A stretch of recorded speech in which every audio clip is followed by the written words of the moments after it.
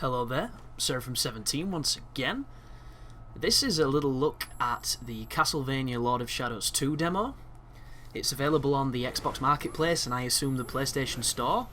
It's a free download, mine clocked in at about 700 megabytes, and it's a good 10 minutes worth of content. It's got a lot of cutscenes that you're not going to be seeing that definitely lengthen it a little bit, and if you go into the configurations just here, you can change the difficulty if you want a little bit more of a challenge to Lord of Shadow. Unfortunately, this difficulty on the demo, at least, is a complete and utter joke, but it is what it is, and I'm just going to go through some of the things I've noticed and some of the things I've come across while being presented with Mercury Steam's new game. So, anyone who's been with the channel a while, or perhaps somebody who's just an avid viewer who watches all my old projects, will be aware that I covered Castlevania Lord of Shadows, and it was a game that I played because I'm a massive Castlevania fan, dating back from the days of the SNES games to the Game Boy Advance games, and I even liked the N64 games when it went 3D.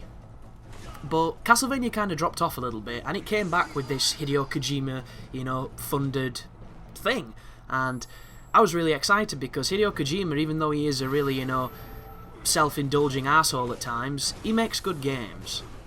And the game came out, it was a very beautiful game, it did a lot of interesting stuff, but I think in Mercury Steam's, optimism to put a ton of elements into a single game, they broke a lot of the fundamentals that would have made it as cohesive and as polished and as fun to play as the games that it was essentially a clone of, your games like God of Wars and so on and so forth. And I didn't like a lot of it. I came to hate certain aspects of it.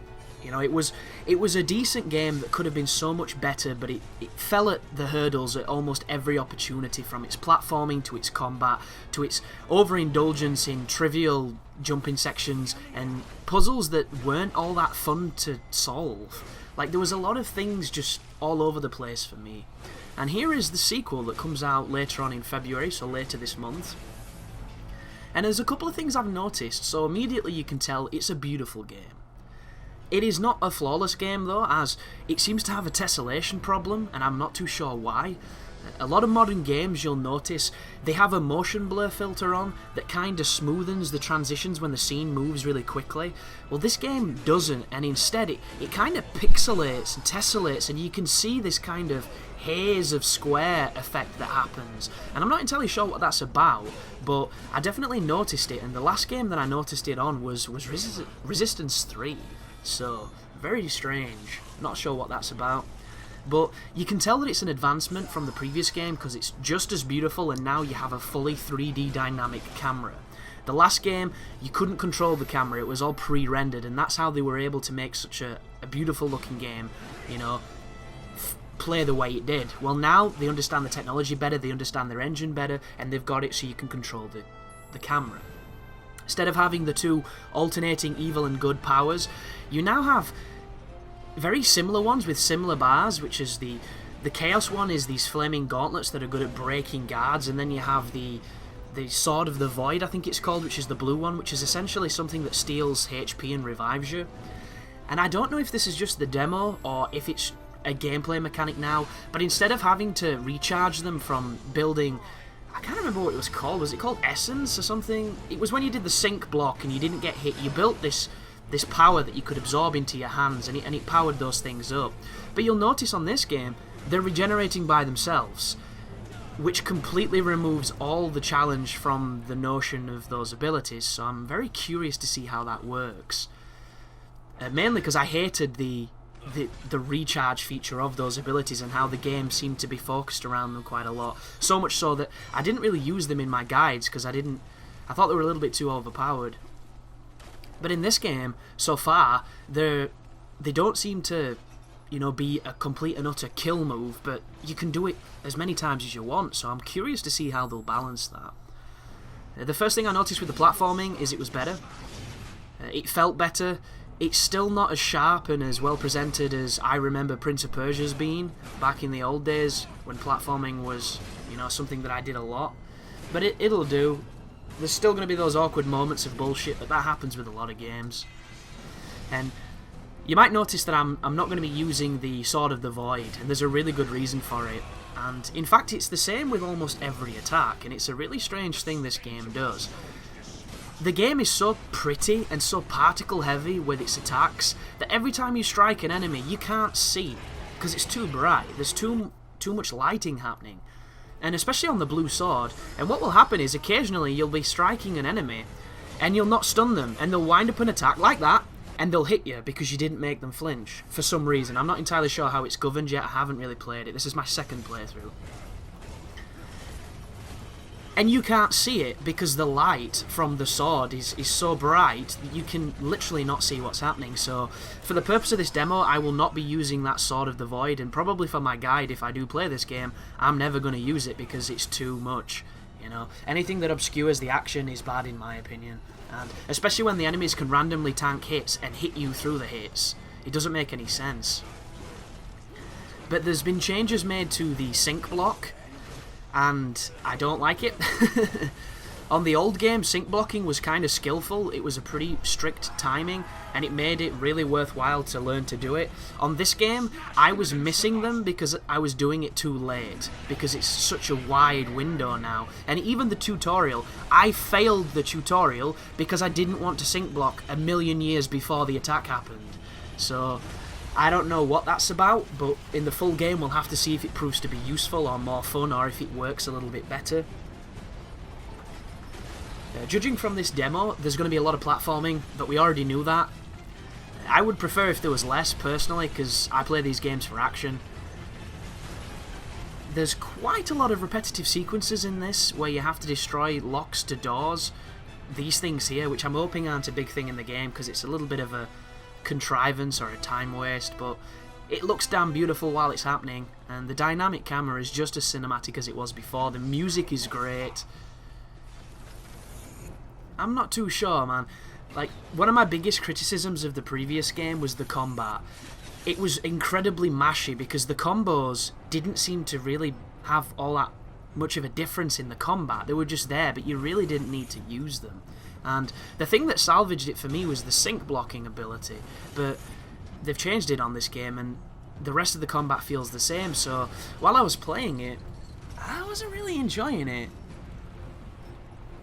I don't know why. There's something about this series that just doesn't do it for me, because there's so many other games that do it so much better. And I don't know if it's a satisfaction thing. This is the first of the more tricky jumping sequences. If you touch anything that's gold, it hurts you. And it introduced me to the checkpoints on this section as well. Once you do this climbing section, there's a fight just above here.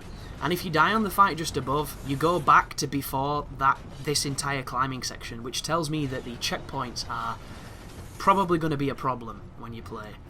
And you might be wondering, you said it was really easy, so why did you die? Well, because I can take a million hits, what I was going to do is I was going to try and no damage the demo so I could record something a little bit more interesting, a little bit fancier.